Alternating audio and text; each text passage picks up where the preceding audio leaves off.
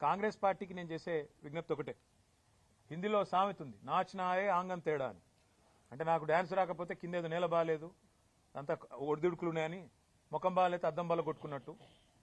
గ్రామ సభల్లో ప్రజలు అడుగుతున్న ప్రశ్నలకు మీ దగ్గర సమాధానాలు ఉన్నాయా? ప్రజలు ఏమడుగుతున్నారు? 100 రోజుల్లో 6 గ్యారంటీలు అన్నారు, ఏమైందని అడిగారు. ప్రజలు ఏమడుగుతున్నారు? రుణమాఫీ సంగతి ఏమైందని అడుగుతున్నారు. రైతు బంధు ₹1 ఇప్పటిదాకా వేయలేదు, మీ ప్రభుత్వం వచ్చినాక ఎందుకు వేయలేదు అని అడుగుతున్నారు. వాటికి సమాధానం చెప్పే సత్తా మీ కాడ లేకపోతే మేమేం చేస్తాం? ప్రజలు ఇంకొక మాట కూడా అడుగుతున్నారు. 1,06,00,000 దరఖాస్తులు తీసుకున్నారు మీరు ప్రజాపాలన పేరిట డిసెంబర్ 23లో. ఆ దరఖాస్తులు ఇచ్చినాం కదా, రేషన్ కార్డులకు, రైతు భరోసాకు మళ్ళెందుకు దరఖాస్తు పెట్టాలని అడుగుతున్నారు. ఎవరు తప్పిది? ఆ దరఖాస్తులు ఎక్కడ పోయినాయి? ప్రభుత్వం దగ్గర సమాచారం లేదు.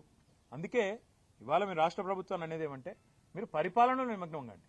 మీరు ఇతరత్ర కార్యక్రమాలు బంద్ పెట్టి ప్రజలకు మేలు చేసే కార్యక్రమాలు, గ్యారంటీల అమలు, వాటి మీద మీరు దృష్టి పెడితే ఈ నిరసనలు మీకు తప్పుతాయి. లేకపోతే మాత్రం ఇవాళ ఎక్కడన్నా ఒక్క టీఆర్ఎస్ నాయకుడు పాల్గొన్న దాఖలాలు మీరు చూపెడతారా? ఎక్కడికక్కడ ప్రజలు మరలబడుతున్నారు, టెంట్లు ఊలగొడుతున్నారు.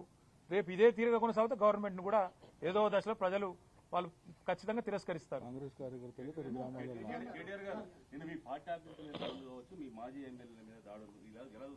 ఇలా చూస్తాం. ఈ రాష్ట్రంలో శాంతి భద్రతలు ఇప్పటికే పడకేసినాయని దేశమంతా అనుకుంటున్నారు. క్రైమ్ రేటు పెరిగింది, హోంమంత్రి లేరు. ముఖ్యమంత్రి గారు కేవలం ప్రతిపక్షాల మీద కేసులు పెట్టాలా, సోషల్ మీడియాలో పోస్టులు పెట్టే వాళ్ళ మీద కేసులు పెట్టాలనే తాపత్రయంలో ఉన్నారు. వాళ్ళ ప్రయారిటీ వాళ్ళది, మా ప్రయారిటీ మాది బ్రదర్. వాళ్ళ ప్రయారిటీ ఫార్ములా కేసు, మా ప్రయారిటీ ఫార్మరు.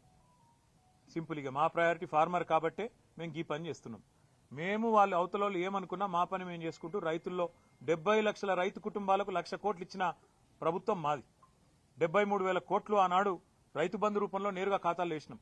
28,000 కోట్లతో రుణమాఫీ 2 దఫాలుగా చేసినాం.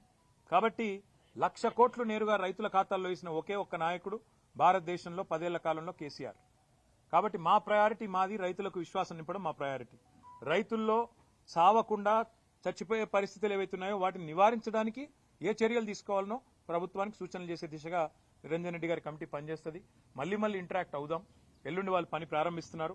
దయచేసి ఇంకా వాళ్ళకి ఇంకా చాలా పని ఉంది, రూట్ మ్యాప్లు అవి చేసుకోవాలా. కాబట్టి మిగతా విషయాలు రేపు ఎల్లుండి మనం మాట్లాడుకుందాం. Thank you.